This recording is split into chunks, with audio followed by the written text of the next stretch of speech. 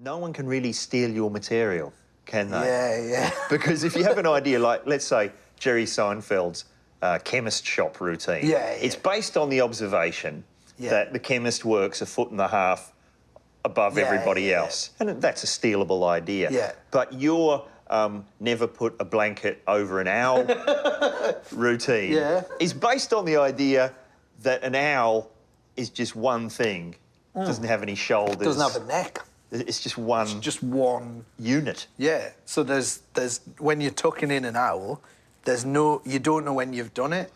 You sort of, like, go to tuck... And there was and obviously the confusion of owls being nocturnal. You get them ready for bed, and they're like, but I've got to go out. So that's all confusing. So you don't know when to tuck them in, and then when you're trying to tuck them in, you sort of get to there, and the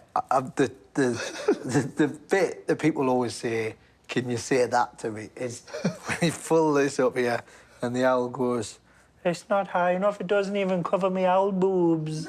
And owls don't even have boobs, so that doesn't make sense, for a start, if journalists wanted to pick it apart.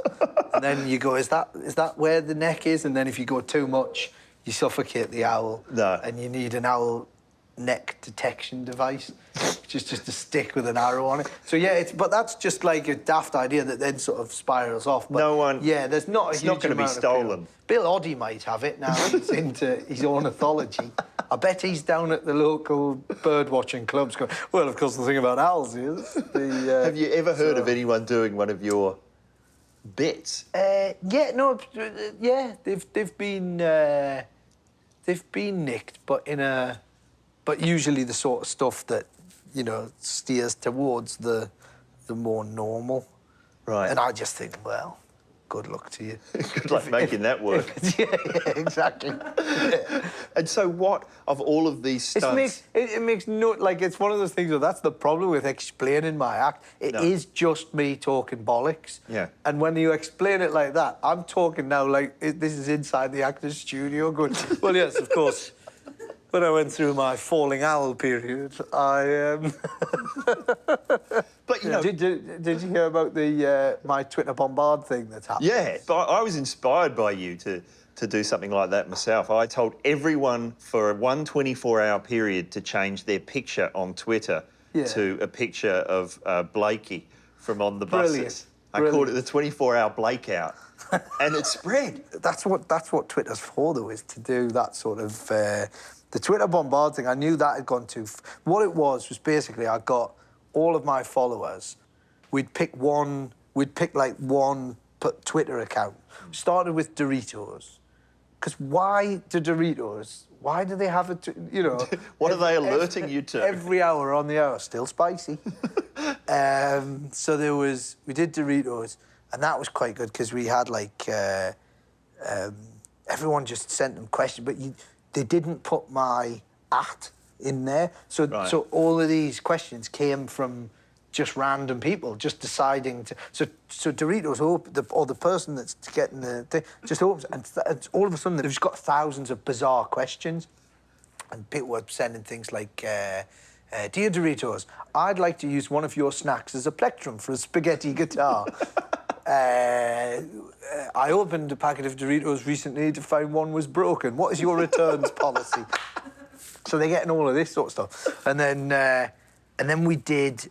The government elected a Twitter czar, like a social media czar.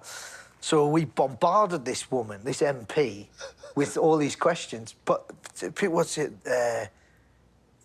What was it? King Kong. Do you think that the government should apologise for what happened to King Kong? And this woman, she was really good. She got it. So she's sending things back like,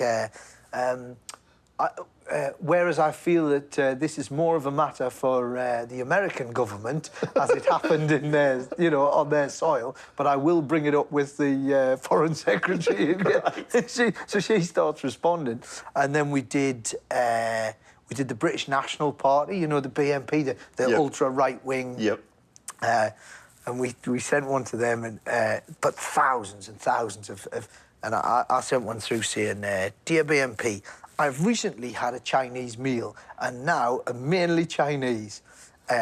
would you like me to leave the country until I have had a massive poo? And people were going, I've been on a sunbed. When is it safe for me to leave the house? When am I accepted back into society? All that sort of stuff. And there's just all this. And it ended up becoming 5 newspapers picked up on the MP one. And then all of a sudden, and I knew it sort of got a bit out of control when I opened up a broadsheet newspaper and there's an article like that about, you know, this Twitter thing. Oh, well, wow. It's a bit tricky. Do you ever feel like some sort of cult leader? Yeah, that's why I stopped it in the end.